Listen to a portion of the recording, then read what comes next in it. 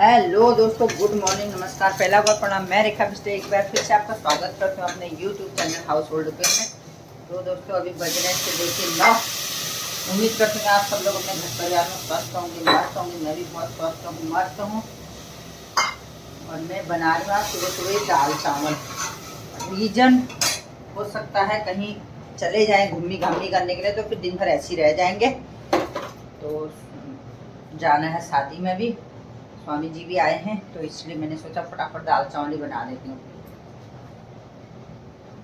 फिर दिन में फिर खाने का ऐसे हो जाता है ना, डिस्टर्बेंस हो जाता है, इसलिए। और मुझे अभी अभी याद इसीलिए आई दाल बनाते बनाते वीडियो ने भी कोई चीज़ें दोस्तों बहुत ही अनमोल होती हैं, बहुत ही यादगार पल होते हैं। पता है, मैं जब भी गहत की और ये मसूर की या मलके की दाल बनाती हूँ ना, मुझे याद आ जाता है गहत के। आज से 27 साल पहले जब मैं शादी करके पहली बार लखनऊ गई थी, तो क्या कहते हैं, हमारे पड़ोस में हमारी एक दीदी थी रिश्ते में। अगर मेरा वीडियो देख रही हो तो आनंदी दीदी। तो नई नई दुल्हन थी, मैं घर पे अकेली रहती थी। तो मेरे ससुर जी मुझे दोपहर में उनके वहाँ छोड़ के गए थे। वो कहीं गए थे तो मुझसे बोला था कि तू आनंदी के वहाँ बैठ जाना। मैं वहाँ बैठी थी तो दीदी ने बनाई हुई थी गहत और मलके की दाल, ठीक है। और वो मैंने उनके वहाँ खाना खाया। वो गहत और मलके की दाल मेरे दिल और दिमाग पर अभी तक हावी है और अभी तक छाई है। उसका स्वाद भी मैं नहीं भूली हूँ। तो बहुत बहुत धन्यवाद दीदी का, मुझे उतनी सुंदर सी, उतनी प्यारी, उतनी टेस्टी, उतनी अच्छी दाल खिलाने के लिए। और उस दाल को मैं शायद कभी भूलूंगी भी नहीं।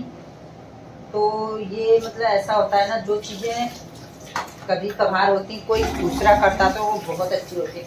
उसके बाद से मैंने कितनी बार बना दी होगी, हर बार ही बनाती हूँ। लेकिन जो टेस्ट उस दाल में था ना, और जो प्यार उस दाल में था ना, शायद ही मेरी दाल में होता हो। तो दीदी पता नहीं आप तो मुझे याद करती होंगी या नहीं करती होंगी। मैं तो वैसे भी याद ही करती हूँ, क्योंकि मेरे दिव्यांशु को उन्होंने पाला है, इसीलिए। अपने स्वार्थी के लिए ही इंसान याद करता ना, ऐसे तो याद नहीं करता है। दिव्यांशु को उन्होंने पाला है इसीलिए। और दूसरी बात, ये दाल जब जब मैं ये दाल बनाती हूँ तब तब मुझे आप याद आते हो। तो मिस यू बहुत बहुत। याद करने के भी तरीके होते हैं ना, आदमी किसी न तरीके से दिल में बसता है। तो मेरे दिल में वो इस दाल को लेकर के बसी हुई है, बहुत सारा प्यार मेरा। रुक जा, काट देगा तो निगरानी कर रहा है लक्ष्य।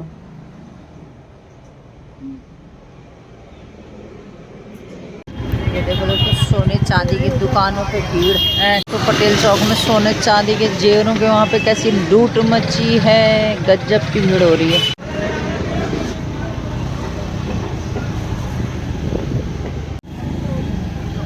ये देखो दोस्तों, सोने चांदी की दुकान में कितनी भीड़ हो रही है। लूट मची है हल्द्वानी में, सोने चांदी की लूट है। ये देखो दोस्तों भीड़। हाँ टाइम होता है, उसमें गाड़ियाँ नहीं, मार्केट के अंदर तो हुआ। ये देखो दोस्तों क्या हाल है हल्द्वानी के। अभी मार्केट से शॉपिंग करके मार्केट में जाने जैसा नहीं हो रहा है। तो शाम को फिर मुझे शादी में जाना है, तो ये निकाल दी मैंने साड़ी। और ये कुछ मैं शॉपिंग करके लाई इस थैले में। और चूड़ी चेंज कर लेती हूँ, हाथ में एक कड़ा डाल रखा है मैंने, तो चूड़ी पहन लेती हूँ। और मेहंदी की भी तैयारी मेरी फुल फ्लैश हो गई। देखो ये मैंने सुंदर सी लगा दी है मेहंदी। दोनों हाथ दिखाऊँ, सुंदर मेहंदी मैं खुद लगा सकती हूँ। आप सोचो ज़रा, सोचो ज़रा मेरे बारे में, आप कुछ तो सोचो। ऐसे पहले सिम्बू को घूस देनी पड़ती है, वरना सिम्बू हमारा नाराज हो जाता है। सैलरी है सिम्बू की सैलरी। दाने में बिक जाता है हमारा धीरू का सिम्बू। और मैं चल दी हूँ, पेट में दर्द हो रही है, बस जा रही हूँ एक खाली में पेड़ में अपना पेड़ दिखाने के लिए। इतना जाड़ा हो रहा है जितना मैंने पहना है, बस मैं इसलिए पहन के ले जा रही हूँ कि कल भी यहाँ हरिगिर में लोग कोट पहन के आए हैं। उनके पास ही नहीं है, मेरे पास भी है करके मैं कोट पहन के ले जा रही हूँ। दोस्तों बहुत ठंडा हो रहा है, चला जाए। मिलते हैं आपसे गणपति बैंक्वेट हॉल में, ठीक है। चलिए फिर बाय, मिला जाए शादी में। मेरे को पिछले साल बड़ा अफसोस हुआ था कि मैंने अपना कोट यूज नहीं किया। फाइनली मेरे को इस बार कोट यूज करने का सुनहरा अवसर मिला है। हाथ भी ऐसे करने नहीं आते मेरे को यार। चलो सिम्बू बाय। तो दोस्तों निकला जाए फिर धीरे धीरे, होले होले होले होले होले होले।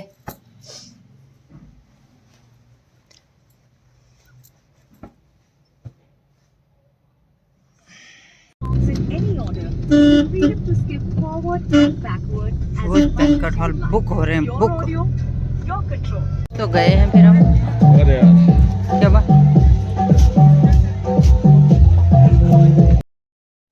तो पहुंच गए हम जय श्री गणपति बैंक्वेट हॉल में। ढूंढते ढांढते आखिरकार शीश महल में, बड़ी दूर था। देखो हमारे राजा साहब जा रहे हैं आगे से। ये राजा साहब की तो देखो, धीरू भाई हमारे।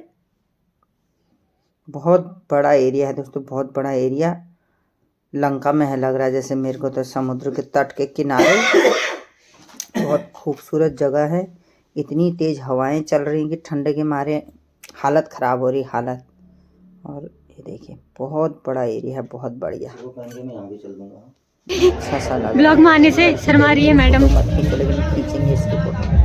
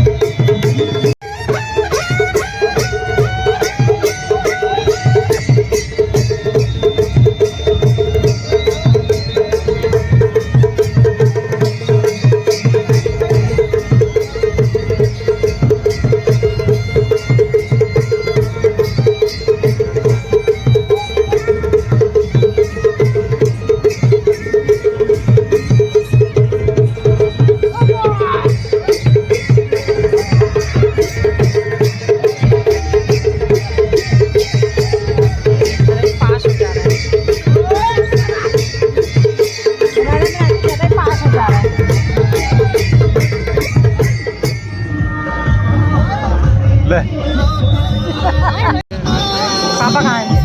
तो गेट में खड़ा बोल रहे